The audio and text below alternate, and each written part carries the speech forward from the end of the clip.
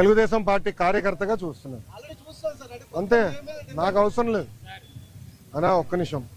చంద్రబాబు నాయుడు గారు నాకు ఏ బాధ్యత ఇచ్చినా ఆహర్నిశలు నేను కష్టపడతా, పని చేస్తా, పార్టీని బలోపేతం చేస్తా. అంతేగాని పార్టీకి చెడ్డ పేరు మటుకు నేను తీసుకురాను. మీరు చూశారు పాదయాత్రకి వెళ్ళా, నా వల్ల పార్టీకి ఏనాడు ఒక ఇబ్బంది కలగదు. నేను ఒక క్రమశిక్షణతో పార్టీ నాకు ఇచ్చిన ప్రతి బాధ్యత నేను నెరవేరుస్తాను, కట్టుబడి ఉన్నా. కొత్త కమిటీల్లో నేను కూడా ఒక చర్చ చేస్తున్నా, రేపు పాలిట్ బ్యూరోలో డిస్కస్ చేస్తున్నా.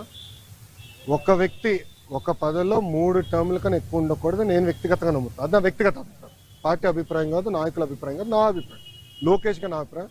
నేను కూడా ఈసారి నేషనల్ జనరల్ సెక్రటరీగా ఉండకూడదని నేను భావిస్తాను. ఎందుకంటే 3 టర్ములు నేను అక్కడనే ఉంటున్నాను. వేరే వాళ్ళు కూడా అవకాశం రావాలి. గ్రామ పార్టీ నుంచి పార్టీలో మూవ్మెంట్ పాలిట్ బ్యూరో వరకు రావాలనేది నా లక్ష్యం, నా ఆలోచన. రైట్ ఆర్ రాంగ్ అది పెద్దలు నిర్ణయిస్తారు, నా ఆలోచన అది. అందుకే ఈసారి నేను కానీ రాము కానీ, మళ్ళీ రాము అంటే ఏడుస్తారు వైకాపా వాళ్ళు. ఎందుకు ఏడుస్తారు నాకు తెలీదు.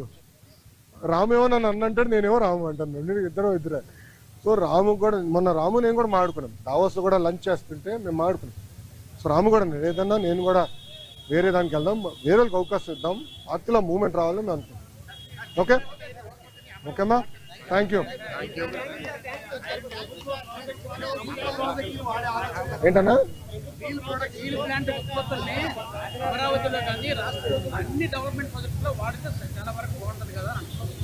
అన్న కరెక్ట్ అన్నా, కానీ దానికి ఏమవుతుందంటే అది లీగలీ బైండింగ్ అవ్వచ్చు, అది ప్రాబ్లం. అంటే రేపు ఇప్పుడు ఓపెన్ మార్కెట్ ఉన్నప్పుడు ఏమవుతుందంటే రేపు ఎవరన్నా కోర్టుకు వెళ్ళి ఒకటి కేసు ఇస్తారు, ఇంకో వాళ్ళు ₹1 తక్కువ ఇస్తున్నారంటే ఫినిష్డ్, అడిగే వాళ్ళు గొడవలు అవుతుంది. ఆ ప్రాబ్లమ్స్ ఉన్నాయి, అది కూడా డిస్కస్ చేసాము. అది టెండర్ ప్రాసెస్ ఫాలో అయిపోతే మనం అందరూ ఇబ్బంది పడతాం. ఓకేనా, హ్యాపీనా? All question answer. సాక్షి రాలా, నెక్స్ట్ టైం పట్టుకురండి,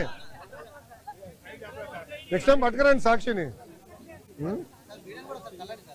నేను ఎక్కడనే ఉన్నా కదా. మరో సాక్షి TV9 రాలా? వచ్చాడు, TV9 వచ్చాడు, రెడీగా ఉన్నాడు. Okay boss, thank you sir. జై హింద్. పార్టీ ఆఫీసర్ కదా సార్,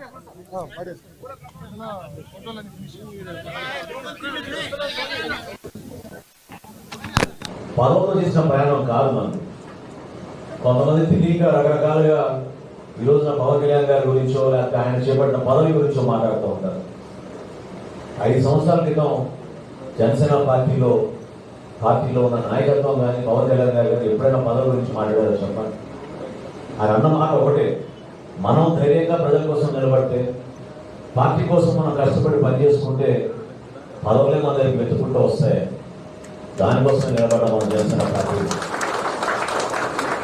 కొంతమంది మరి వాళ్ళు ఏమన్నా మూర్ఖులని అనాలి.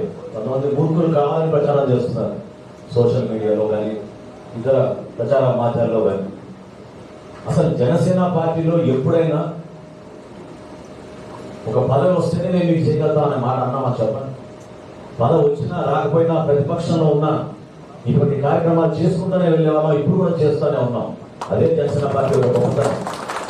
ఈరోజు ప్రభుత్వంలో ఉన్నాను కాదు మనం చేసింది ఈ కార్యక్రమం. 928 మందికి 24 కోట్ల రూపాయలు మనం పవన్ కళ్యాణ్ గారి చేతుల మీద ఈ బీమా పథకం ద్వారా మనం అందించారు రాష్ట్ర వ్యాప్తంగా. ఎవరు చేయగలిగారు చెప్పండి? ఇప్పుడు సడన్ గా చాలా మందిలో మార్పు వచ్చింది, సంతోషం. ఇందాక హరిప్రసాద్ గారు చెప్పినట్టు ఒక కుటుంబానికి 5 లక్షలు, ఇంకో కుటుంబానికి 1 లక్ష, మరో కుటుంబానికి 50,000, లేదా స్థానికంగా ఉన్న నాయకత్వం బలంగా ఉంటే వాళ్ళందరూ కలిసి పోగు చేసి ఆ కుటుంబాన్ని ఆదుకునే విధంగా డబ్బులు ఇచ్చుకుంటూ వచ్చేవాళ్ళు. ఇతర దేశాల నుంచి మన జన సైనికులు స్పందించి వాళ్ళ గ్రామంలోనూ వాళ్ళ జిల్లాలో ఉన్న ఆపద జరిగితే వాళ్ళు నిలబడేవాళ్ళు మన జన సైనికుల కోసం. పవన్ కళ్యాణ్ గారు స్వయంగా ఎన్ని సందర్భాల్లో డబ్బులు ఇచ్చారో ఎంతమంది గుర్తుంది చెప్పండి? ఎన్ని కోట్ల రూపాయలు ఆయన తన సొంత నిధుల నుంచి మన ప్రజలు ఆపదలో ఉన్నప్పుడు కాపాడనే ఆలోచనతో ఆయన ఇచ్చిన సందర్భాలు మీరు మర్చిపోతే ఎట్లా ఒకసారి గుర్తు చేసుకోవాలి. దానికోసం చేసాం ఈ ప్రయాణం. నిజాయితీగా, నిబంధనతోటి రాజకీయాల్లో ఒక మార్పు రావాలి, పదవుల కోసం కాదు, విలువలతో కూడిన రాజకీయాలు చేయాలనే ఆలోచనతో మనం జనసేన పార్టీలో కష్టపడి పనిచేసాం. అది మన గొప్పతనం. గొప్పతనం ఎందుకంటున్నానంటే ఈ రోజు చేసి ఎవరైతే విమర్శలు చేస్తున్నారో, ఈ రోజు ఎవరైతే చిచ్చులు పెట్టాలని ప్రయత్నం చేస్తున్నారో, మీరందరూ కూడా గుర్తుపెట్టుకోవాలి. పవన్ కళ్యాణ్ గారు ఏ రోజు కూడా ఒక పదవి కోసం ఆయన ఆశించలేదు. నిజాయితీగా, నిర్భయంగా సమస్యలపైన ప్రజల పక్షాన రాష్ట్రాభివృద్ధి కోసం ఆయన నిలబడ్డారు. 2014 విభజన జరిగినప్పుడు, రాష్ట్రం విడిపోయినప్పుడు మన ప్రజలు ఏమైపోతారనే